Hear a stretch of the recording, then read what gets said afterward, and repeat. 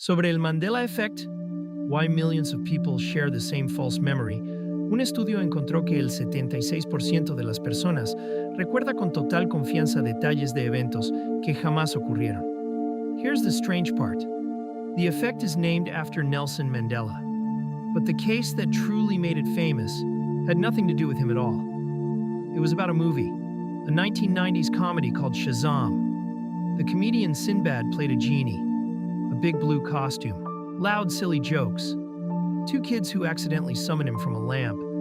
Thousands of people remember this film. They remember renting it, watching it home sick from school, quoting the punchlines to friends years later. They described the cover art on the box, the plot, the way Sinbad moved and laughed and mugged for the camera. And there's just one problem. That movie was never made. Not a single frame of it was ever filmed. It doesn't exist, and it never did.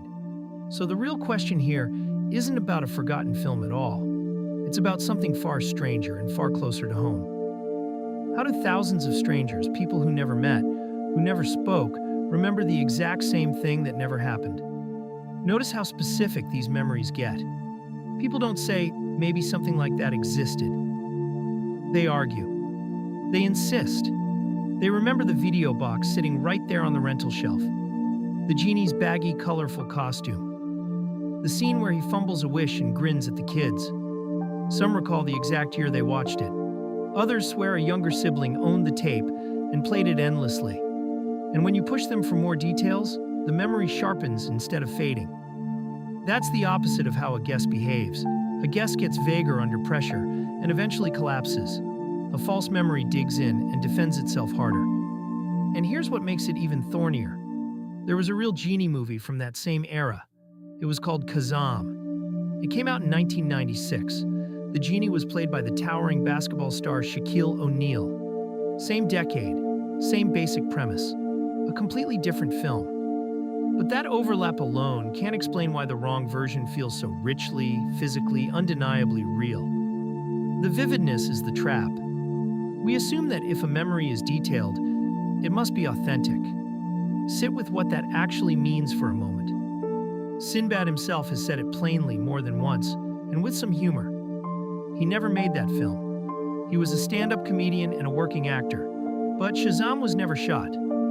No script ever went into production. No footage sits in any studio archive anywhere on Earth. And yet the memory runs so deep that when Sinbad publicly denied it, some people accused him of lying, or of hiding something, or of a cover-up. They trusted their own private recollection more than the living man they claimed to remember watching on screen. That's the genuinely unsettling center of all of this. It isn't that a handful of people mixed up a title once. It's that a specific, shared, vivid film assembled itself independently inside hundreds of separate human minds. The same genie, the same shade of blue, the same rough story. A movie that premiered nowhere except human memory and somehow played there to a packed and cheering house. So where does the name itself actually come from? The term was coined around 2009 by a paranormal researcher named Fiona Broom. She realized she distinctly remembered Nelson Mandela dying in prison back in the 1980s. She remembered the news bulletins, grainy footage of his funeral, a grieving speech from his widow. But Mandela did not die in the 1980s. He walked free from prison in 1990. He went on to become the president of South Africa. And he died in 2013, an old, free, and widely celebrated man. When Broom described her false memory online, something odd and telling happened. Strangers wrote back in the comments beneath her. They remembered it too. The very same decade, the very same funeral footage that had never aired anywhere. She gave the whole pattern a name, and the name spread rapidly across the internet. But naming a thing is not the same as explaining it. The much harder question was only just beginning. What began as one woman's odd recollection had quietly become a mirror held up to human memory itself. She had, without meaning to, discovered a fault line running through all of us. To understand this, you first have to let go of one deep idea. The idea that memory works like a recording. Because it simply doesn't. Your brain does not store a clean film of your past and then play it back for you on demand. Every single time you remember something, you actively rebuild it. from fragments, from emotions, from what usually tends to happen in situations that feel like that one. Psychologists call this reconstructive memory. And reconstruction leaves quiet room for error at every single stage. You don't retrieve the past intact like a file. You reassemble it, right now, in the present, using whatever pieces happen to lie nearby. Most of the time, it's close enough to true. You keep the gist, and the gist holds up. But when a few of those pieces come from the wrong place entirely, your brain doesn't flag the gap or warn you it happened. It just fills it in, smoothly, confidently. And you never once feel the seam where the real ends and the invented begins. Reconstruction is not a flaw bolted onto memory. It is the machinery of memory itself, working exactly as designed. Now here's where it gets genuinely hard to wave away. In 2022, two researchers, Deepasri Prasad and Wilma Bainbridge, published a set of careful experiments in the journal Psychological Science. They tested what they named the visual Mandela effect. They showed people famous, everyday images, the Monopoly board game mascot, the Star Wars robot C-3PO, the cartoon character Pikachu, and people made the very same mistakes over and over across the whole sample. They remembered the Monopoly man wearing a monocle. He never had one. They remembered C-3PO as being entirely gold. In fact, one of his lower legs is silver. They remembered Pikachu with a black tip on the end of his tail. It was never black, not once. These weren't random errors, scattered in every possible direction. They clustered tightly around specific wrong answers. Different people, all shown the correct image, kept independently reaching for the identical false version. The mistake had a precise, repeatable shape. And astonishingly, that shape was shared across strangers.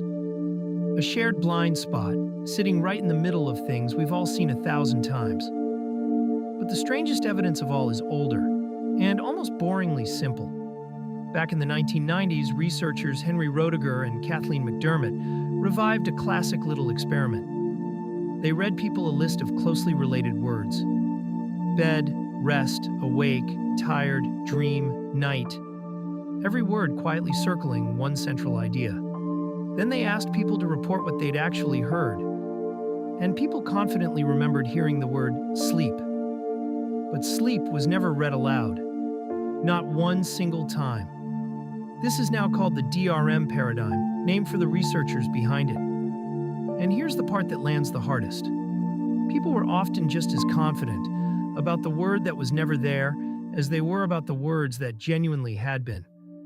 Their brains caught the underlying theme and quietly manufactured the missing piece to fit it. A false memory generated on the spot, in a quiet lab, in a matter of minutes. Not a glitch in the machine. A completely predictable output of how it works. That single word, invented in a lab, behaves just like the phantom genie behaves online. So why on earth would the brain be built to do this? Because it isn't trying to be a camera. It's trying, above all, to be efficient. Your mind runs on templates. Psychologists call them schemas. A schema is your compressed general idea of how something usually tends to unfold. A restaurant visit. A first day at a new job. A genie in a goofy 90s family comedy. When you go to recall an event, your brain leans hard on the relevant template to fill in whatever specific detail is missing. And most gaps get filled correctly, because most of ordinary life genuinely is predictable. That's the entire point of the system. The template saves an enormous amount of mental effort. But the very shortcut that makes your memory fast also makes it wrong in consistent, repeatable ways. If everyone shares the same cultural template, then everyone fills the same gap with the same piece. That's precisely why the errors aren't scattered. We're not remembering the world. We're remembering the pattern of it. And the pattern, not the world, is what we carry forward into every new day. Now, put the genie back up on the screen. Why does everyone land on the same movie? Start with the shared mental template for a genie. Baggy pants, a vest, and often blue skin, thanks to a wildly famous animated genie from that exact same era. Sinbad, the comedian, had actually once hosted a television movie marathon while dressed in a turban and loose genie-style clothes. So that real image genuinely existed and circulated widely. There was the authentic Shaq Genie film, Kazam, sitting just one letter away in your mind. There were rental shelves crowded with near-identical family comedies. Your brain quietly gathered up all of it. The template, the costume, the almost matching title, the decade, the whole cultural vibe. And then it did exactly what it always does. It assembled the single most probable memory. Not the true one, the likely one. Millions of brains, running the same software on the same raw cultural material, quietly and independently, produced the same phantom film. No single person imagined it. The culture imagined it for all of them at once. Then something amplifies the whole thing enormously. Other people. Human memory is deeply, unavoidably social. When someone describes a false memory in vivid, confident detail, and you already happen to hold the same raw pieces, their version can quietly become your version. You borrow their certainty. You absorb their specific details. Researchers call this the social contagion of memory. Now scale that ordinary effect up to the entire internet. Thousands of people compare notes on the same phantom film in the same threads at the same time. Each confident account makes the next one feel just a little more solid and real. And nobody in this is lying. Everyone is simply reinforcing. The memory doesn't spread because it happens to be true. It spreads because it fits neatly, and because someone else out there swears blind that it's true too. A shared false memory isn't one person's mistake being copied around. It's the same mistake, reached independently by many separate minds, and then confirmed out loud, together, until it hardens. Repetition alone, we now know, can slowly turn a wild guess into a rock-solid conviction. Here's the reframe that quietly changes everything. This is not a defect. A brain that rebuilt the past perfectly, frame by frame, would be almost useless to you. The purpose of memory was never to preserve the past like a sealed museum exhibit. Its real job is to predict the future. Your brain compresses messy, endless experience into clean, reusable patterns precisely so it can guess what's coming next. Reconstruction is simply the price you pay for that flexibility. The very same system that lets you imagine tomorrow, make plans, and adapt on the fly to surprises is the exact system that occasionally invents an entire blue genie. You genuinely cannot have one without the other. They are the same machinery. False memory isn't the failure of a clumsy, broken system. It's the shadow quietly cast by a brilliant one. The Mandela effect isn't proof that your mind is broken or unreliable. It's proof of how creatively and how relentlessly your mind builds meaning out of fragments. The invented genie and your real childhood both live in the same fragile, creative workshop. So what do you actually do with all this? Honestly, not very much. And that's the truthful answer. You can't simply delete a false memory just by wanting it gone. But you can learn to hold your own certainty a little more loosely. Start by noticing something. Confidence feels exactly the same, whether a memory is completely true or completely invented. There's no special internal signal for the fake ones. That feeling of certainty is not, by itself, evidence. Studies have shown that people will defend a fabricated memory just as fiercely as a real one, and sometimes even more fiercely. So the next time a memory feels vivid, sharp, and totally unshakable, you can try treating that vividness as a question instead of a verdict. Ask gently where the individual pieces might actually have come from. Because here's the one line worth keeping. Confidence is not proof that it happened. The genie feels real for the very same reason your genuine memories feel real. Your brain built them both the exact same way.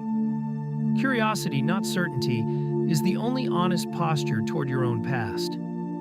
Treat the sharpest memories with the gentlest doubt. Millions of people once watched a movie that was never filmed. They laughed at jokes that no one ever wrote. They can still picture the genie, blue and grinning, glowing on a screen that never once lit up. And the number of people who share that memory keeps quietly climbing every year. Not because the lost film is finally being found in some forgotten vault, but because the mind keeps building it, one confident stranger at a time. Somewhere in your own memory, right now, There's a scene exactly like it. Vivid, certain, and never truly filmed. The theater was always empty. The film was always you.